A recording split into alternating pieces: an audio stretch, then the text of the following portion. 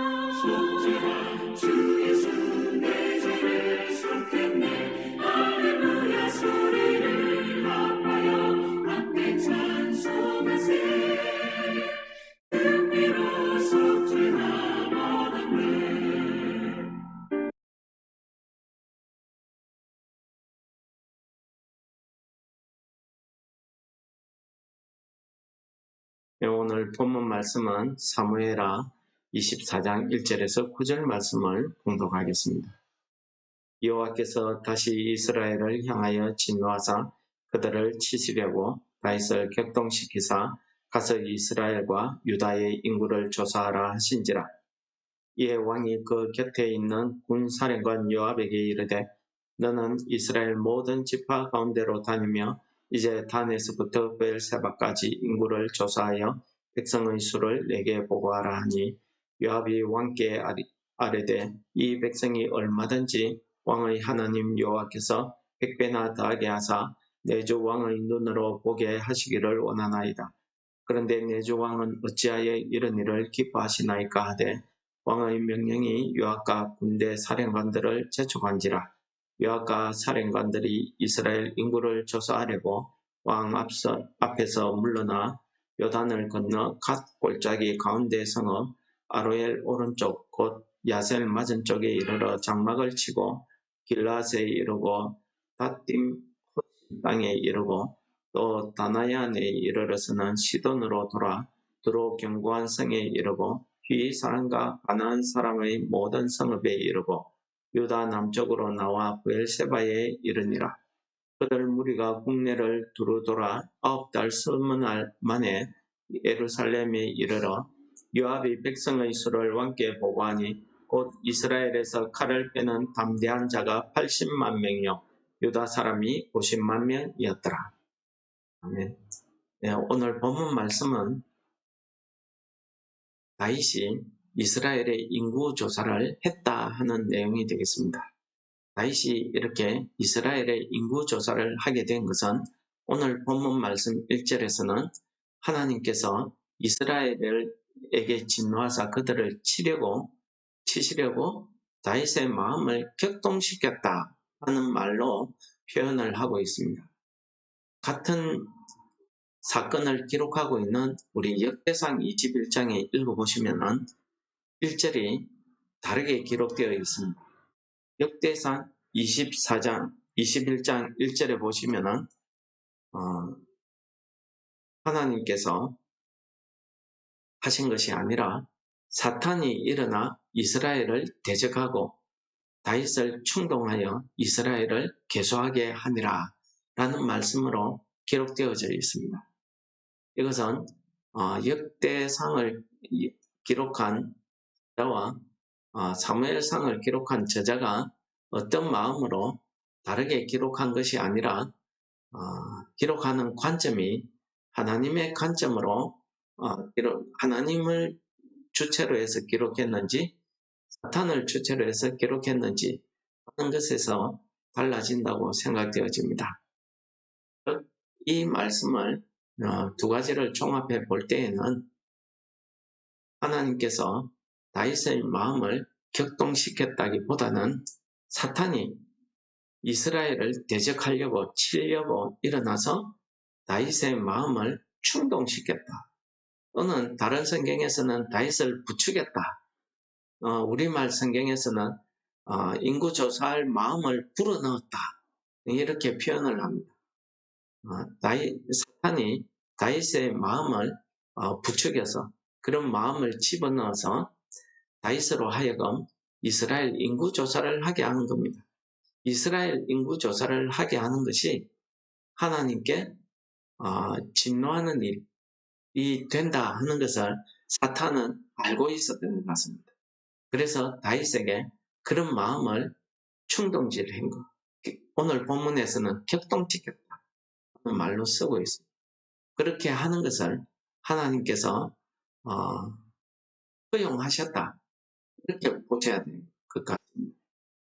하나님께서 이렇게 이스라엘을 치시려고 이스라엘에게 진노하사 그들을 치시려고 이 다윗을 격동시켰다 하는 내용을 역대상은 사탄이 일어나서 이스라엘을 대적하려고 다윗에게 그런 마음을 부추겼다라는 말로 표현하고 있습니다. 이렇게 사탄의 역사를 하나님께서 허용하는 경우가 우리 욥기서에서도 또 나옵니다. 욥기서에 보시면은 하나님이 욥의 순수한 그 믿음을 자랑하실 때에 이 사탄이 나타나서 하나님께 이야기합니다. 하나님께서 욥에게 큰 부를 주시고 그를 잘되게 하셨기 때문에 그가 하나님을 잘 섬기는 거지 그걸 빼앗아버리면 하나님을 저주할 겁니다.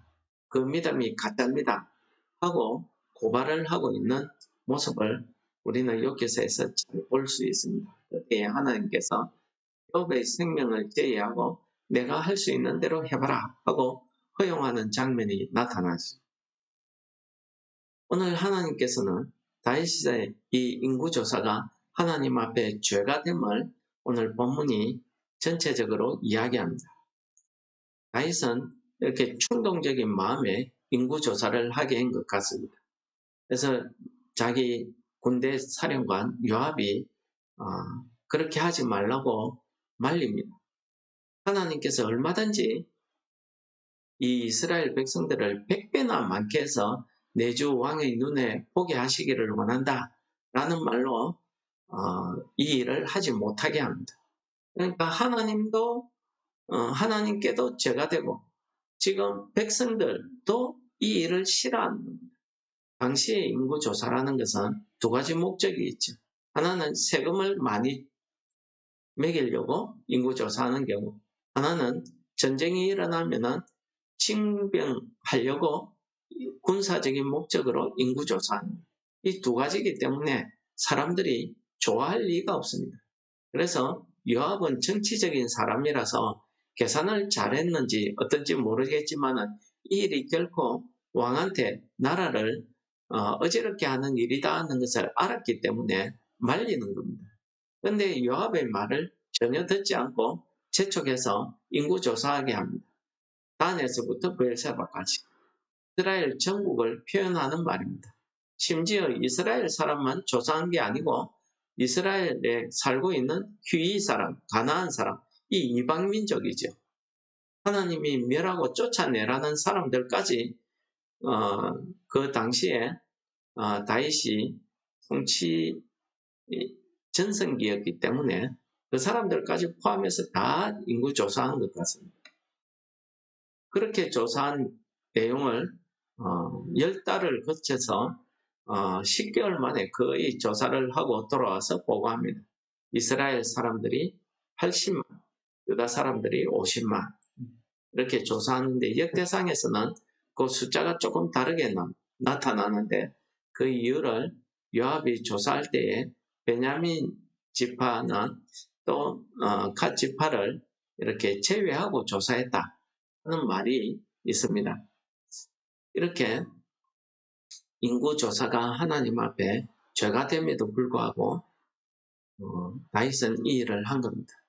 성경에서 이 인구조사에 관한 기록이 우리 출애굽기서 민수기서에 나타납니다. 그때 하나님께서 이 인구조사하게 한 것은 이스라엘 사람들의 모든 죄를 씻기 위해서 인구조사하게 한 겁니다. 그래서 이 사람들이 이제는 하나님의 백성으로 등록한다 하는 그런 의미를 가지고 인구조사하게 했기 때문에 그 당시에 부족한 사람 수에 대해서는 속전을 내게 해서 인구조사 수를 하게 한 경우는 있습니다. 그럴 때에는 하나님의 백성으로 삼기 위해서 하나님께서 그런 인구조사를 하게 한 적은 있어도 이 지금 다윗이 인구조사하는 목적은 그런 목적이 아니죠. 다분히 나라의 국력이 어느 정도인지 또 자기가 왕으로서 이만큼 노력해서 나라를 이렇게 부강시켰다. 또는 이웃 나라들에게 우리나라 국력이 이렇다. 어쩌면은 다윗의 마음 한쪽에서는 하나님을 의지하기보다는 내가 가지고 있는 국력, 이 세력, 이 힘을 가지고 내가 무엇이든지 할 수 있다. 는 그런 교만한 마음도 있다고 가들은 이야기하고 있습니다. 그렇습니다. 이 인구조사에 마음이 순수하지 않았던 것은 하나님의 마음에 맞지 않았던 겁니다. 이렇게 하신 것은 하나님께서 이스라엘을 치시려고 그렇게 했다. 이스라엘에 무슨 죄가 있겠습니까? 여러 가지 우리가 주석에서 보면은 여러 가지 이야기가 있는데 그 중에서 다윗이 복귀할 때에 이스라엘이 반역의 무리에 속했던 일도 있고 하나님의 말씀을 어기고 이스라엘이 또 죄를 지어서 3년 기근이 났던 일도 있습니다. 그런 이야기를 하고 있습니다. 어쨌든 오늘 하나님께서는 이 중요한 것은 다윗의 마음이 격동되었다 하는 겁니다. 사탄이 다윗의 마음을 충동하고 다윗의 마음을 불어넣고 인구조사하게 하는 그 마음을 집어넣었다. 이렇게 해석하고 있는 역대상의 말씀이 올바른 해석인 것 같습니다. 그러므로 오늘 하루도 우리가 우리 마음에는 수만 가지 생각이 일어납니다. 한순간도 우리가 아무 생각 없이 아무런 마음 없이 있는 경우가 드물지요. 우리 마음에 일어나는 여러 가지 감정들, 생각들은 크게 두 가지로 나눌 수 있습니다. 하나는 기쁨과 감사, 감동 이게 있을 것이고 하나는 충동, 격동, 화나고 슬프고 부정적인 이런 생각이 나는 경우가 있을 것입니다. 여러분들은 어느 쪽입니까? 오늘 우리가 주일날 하나님 앞에 나와서 하나님 앞에 예배드립니다. 하나님 앞에 예배드린다는 것은 내 자신이 하나님 앞에 산 제물로 드려지는 시간이고 내가 하나님과 만나는 시간, 하나님의 말씀이 내게 주어지고 내가 하나님의 그 말씀에 감동해서 우리의 믿음이 새로워지는 그런 시간, 하나님과 만나서 감사하는 교제의 시간입니다. 그런데 우리가 아무런 준비 없이 예배에 임하게 되면은 우리는 예배 시간에 여러 가지 세상적인 생각을 하게 됩니다. 그러다 보면은 내 마음이 어떤 일에 대해서는 분노하기도 하고 어떤 일에 대해서는 좌절하기도 하고 내 마음이 복잡해져서 예배에 우리가 집중할 수 없게 되는 것입니다. 이것이 무엇입니까? 사탄이 우리로 하여금 하나님 앞에 나아가지 못하도록 방해하는 거죠.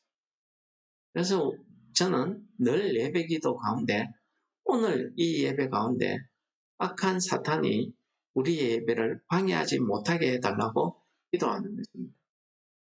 우리가 살아가는 이 세상의 순간순간에 이러한 시험과 고난, 사탄의 이런 대적, 이런 것들이 우리만 당하겠습니까? 그렇지 않습니다. 베드로전서 5장에 보시면은 베드로 사도는 우리에게 이렇게 권면합니다. 너희들이 근신하고 깨어있어라. 그러니까 항상 긴장하고 조심해 있어야 영적으로 깨어있어야 된다는 말씀이죠. 너희 대적 마귀가 우는 사자같이 두루다니며 삼킬 자를 찾는다고 이야기하고 있습니다. 성령께서 우리 마음에 오시면은 우리 마음을 감화감동시켜서 우리로 하여금 하나님 앞에 나아갈 수 있게 합니다. 우리로 기쁨과 감사, 하나님의 그 은혜를 깨닫게 해주십니다. 그래서 우리가 믿음에 굳게 설 수 있죠. 그런데 사탄이 우리 마음에 오게 되면 우리 마음은 충동적이고 격동적이고 그래서 우리 마음이 다른 사람의 이야기 충고를 듣지 않게 됩니다. 그냥 감정적으로 일을 처리해버리고 나중에 후회하고 기분이 나쁘고 슬퍼하고 화가 나고 이래 되는 겁니다. 오늘 마음이 격동된 다윗의 모습 보십시오. 요압이 아무리 좋은 말로 충고해도 듣지 않는 겁니다. 그러므로 사탄은 우리로 하여금 우리를 대적해서 하나님 앞에 나아가지 못하도록 이렇게 하는 것이 사탄의 역할입니다. 그의 목적입니다. 그러므로 오늘 우리가 이러한 사탄의 그 공격, 유혹을 어떻게 물리칠 수 있겠습니까? 베드로 사도는 우리로 하여금 믿음에 굳게 서서 그를 대적하라고 이야기하고 있습니다. 그래서 오늘 우리 말씀으로 우리 예배 가운데 주시는 그 말씀, 성령이 우리 마음속에 감화감동시켜서 우리의 믿음이 하나님 앞으로 한 걸음 더 나아가는 그런 믿음, 그런 예배 시간 되시기를 축원합니다. 그래서 우리가 악한 사탄의 모든 공격을 다 그를 대적해서 막아내서 오늘 하루도 승리하시는 그런 한 날 되시기를 축원합니다. 우리가 이 아침에 이것을 놓고 기도해야 될 줄이 있습니다.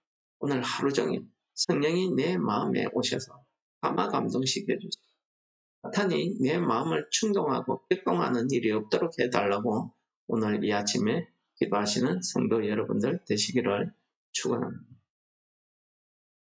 하나님 아버지 감사합니다. 오늘 말씀을 통해서 우리 마음이 하나님 앞에 앞으로 향할 수 있도록 우리를 감화 감동시켜 주시옵소서.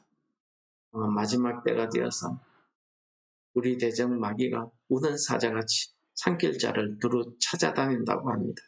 우리가 믿음에 굳게 서서 이 사탄을 대적할 수 있도록 성령께서 우리와 함께하여 주시옵소서. 오늘 하루 우리의 드리는 모든 예배 가운데 하나님이 주시는 그 감화 감동, 그 은혜, 위로 충만하심이 넘치는 그런 예배 되게 하셔서 우리가 정말 하나님 앞에 산 제사로 산 제물로 드려지는 예배 되게 하여 주옵소서.